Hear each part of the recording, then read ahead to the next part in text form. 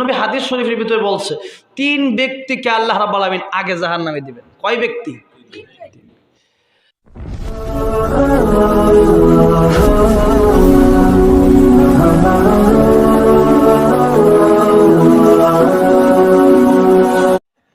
কাব ইবনে আশরাফ, নাম শুনছেন আপনারা? কাব ইবনে আশরাফ সবাই শুনেন নাই, যারা একটু ওয়াজ বেশি শুনেন তারা হয়তো মাঝে মধ্যে নামটা শুনছেন। লোকটা বড় বাটপা। কিছু হুজুর আছে না যে হুজুর ওয়াজও করে আবার 2 নম্বরেও করে, আছে না? জোরগান আছে না? হুজুর ওয়াজও করে, হ্যাঁ আবার 2 নম্বরে করে। হুজুর ইমামতিও করে, আবার যত আকাম কাম এটা হ্যাঁ করে। এরকম কিছু আছে, আছে না? নাই কি না, এখন নাই মনে হয়, অভাব নাই, আপনারা জানেন না কি? হুজুরও আছে, ওয়াজও করে, আবার 2 নম্বরে যত ব্যবসা সবই করে, সুদও খায়।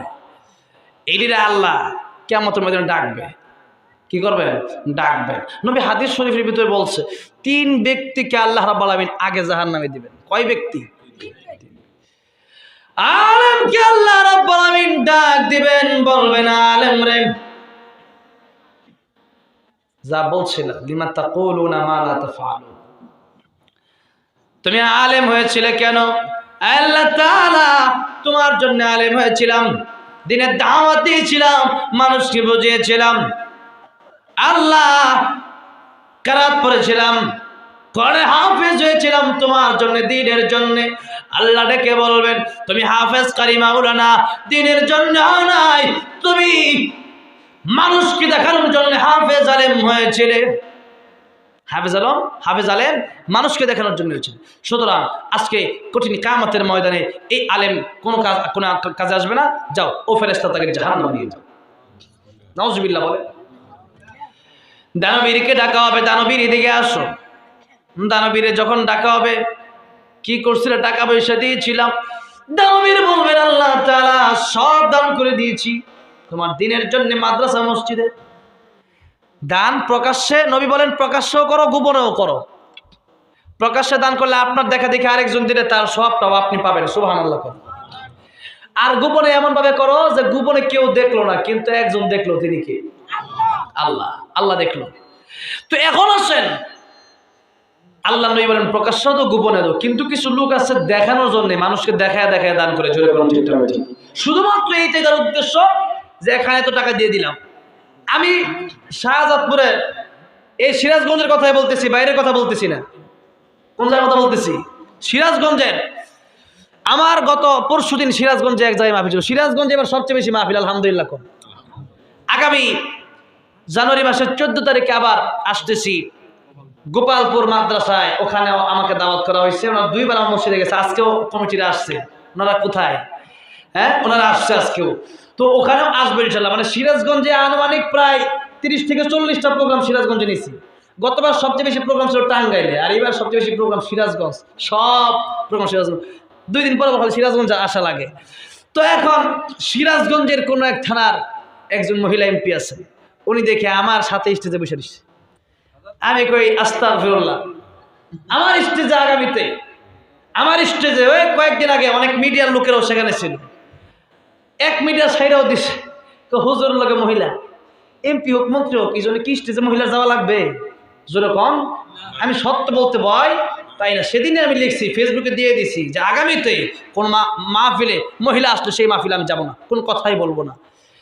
আচ্ছা, বিভিন্ন জায়গায় এরকম মহিলা আসে, এসে 10,000 টাকা দিলাম, 20,000 দিলাম। কেন? যে মানুষটা দেখায়। জোরে কোন ঠিক না ঠিক? আমার এলাকার মানুষ আলহামদুলিল্লাহ, মুরব্বীরা, সভাপতি সাহেবরা দিতেছে। কেন? ওরা তো আগেও দিতেছে সবসময়। বিশেষ করে এই অত্র সিরাজগঞ্জের প্রত্যেকটা মাদ্রাসায় আমি মনে করি যে এলাকার মানুষের দানের উসিলায় চলতেছে এই মাদ্রাসাগুলো, আলহামদুলিল্লাহ বলেন। আমি আসার আগে যে টাকা আপনারা দিতেছিলেন, প্রায় 1 ঘন্টা শুধু হুজুরকে আপনার টাকাই দিতেছিলেন, আমি খুশিতে মন ভরে গেছে। আমি রুমে বসে বলছি যে এই এলাকার মানুষ কত ভালো, মানুষের কাছে চাইতে চাইতে হয়রান হয়ে যাওয়া লাগে, তারপরে মানুষ দেয় না। আমাকে বলতেছে হুজুর আপনাকে উঠাইতে দেরি হচ্ছে। আমি বলছি দেরি হোক, মাদ্রাসার টাকা হোক। যেরকম ঠিক না ঠিক? এখানে মাদ্রাসা মসজিদের টাকা হইলে ছাত্ররা খেতে পারবে, ছাত্ররা আমার জন্য দোয়া করবে, আপনাদের জন্য দোয়া করবে। যেরকম ঠিক না ঠিক? ওয়াজ তো শুনবেনি, ওয়াজের মূল কথা আমি বেশি সময় নিব না, 10 মিনিটে বলে দিই। এবার শুন, আল্লাহ ডাক দিবেন, দানবী তুমি দান করেছিলে, সব দান করেছিলে মানুষকে দেখানোর জন্য, তোমার দেখানো দান শেষ, আজকে তুমি জাহান্নামে যাও। নাউজুবিল্লাহ বলে। শুধু তাই না, মহান আল্লাহ রাব্বুল আলামিন শহীদকেও ডাক দেবেন শহীদ। শহীদের ফজিলত কত? শহীদের ফজিলত হলো আল্লাহ নবী বিশ্ব নবী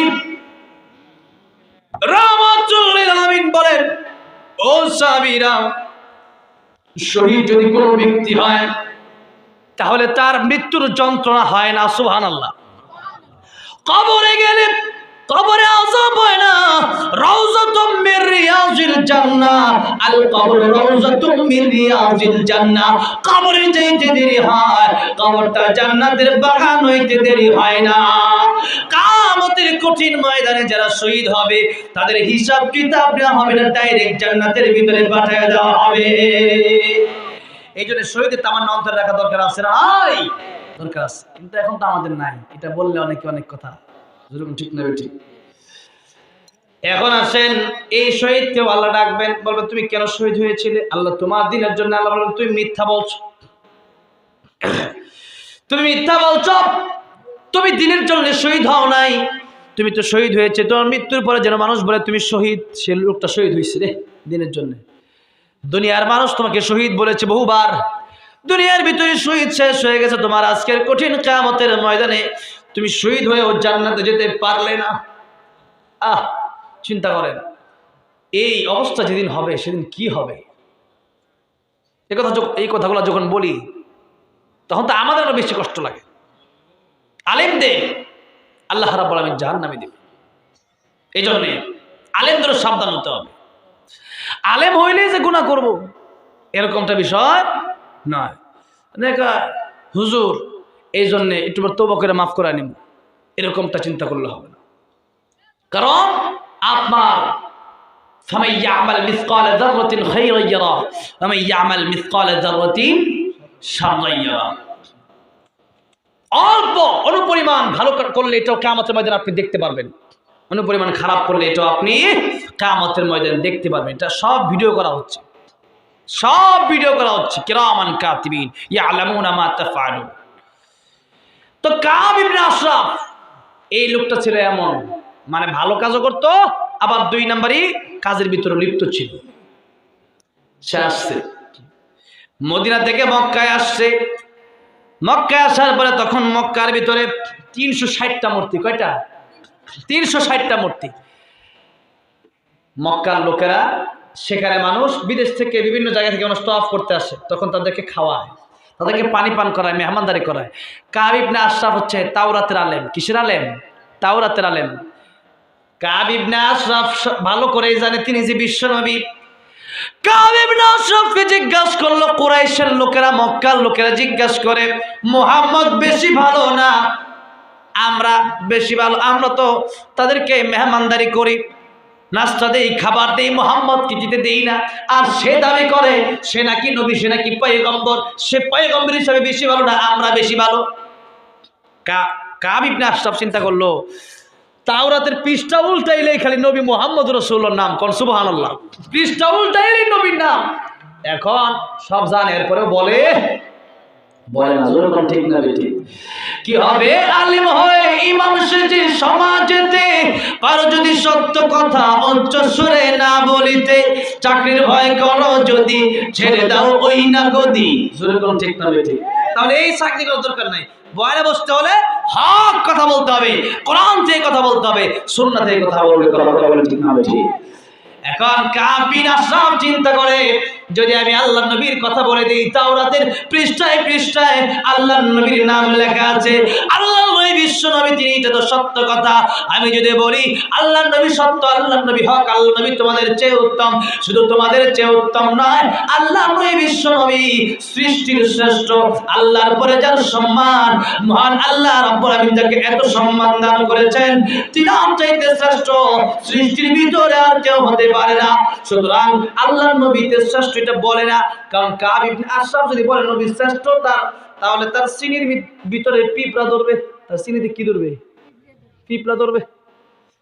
এখন সে আর বলে না, তার খাবারের কমতি পড়ে যাবে, তখন তো সবাই নবীর দিকে ঝুঁকবে, এর থেকে মালুক কমে যাবে। এই জন্য নবীর বিরোধিতা করে কয় তোমরা সবাই শ্রেষ্ঠ, নবী মুহাম্মদের চাইতে বেশি। নাউজুবিল্লাহ। যেই মাত্র বলছে আল্লাহ দেখতেছে না এগুলা? যেরকম আল্লাহ দেখতেছে না, আল্লাহ দেখতেছে। এটা হলো। এবার আল্লাহ রাব্বুল আলামিন বলেন, ইন্না আতাইনাকাল কাউসার ফাসাল্লি লিরাব্বিকা ওয়ানহার ইন্না শানিআকা হুয়াল আবতার। ও নবীজি, সূরা কাউসার নাযিল করে আমি জানিয়ে দিলাম, যারা আপনার বিরোধিতা করে তাদের থেকে আপনি নবী অনেক উত্তম। তারা উত্তম নয়, আপনি নবী উত্তম। আপনি নবীকে আমি আল্লাহ যা দিয়েছি তাম পৃথিবীর কাউকে আমি আল্লাহ তা দেই নাই। সুবহানাল্লাহ। এটা হচ্ছে আল্লাহ রাব্বুল আলামিন কাব ইবনে আশরাফ এবং তাদের দাঁত ভাঙা জবাব দেওয়ার জন্য আল্লাহ রাব্বুল আলামিন এই সূরা নাযিল করছে।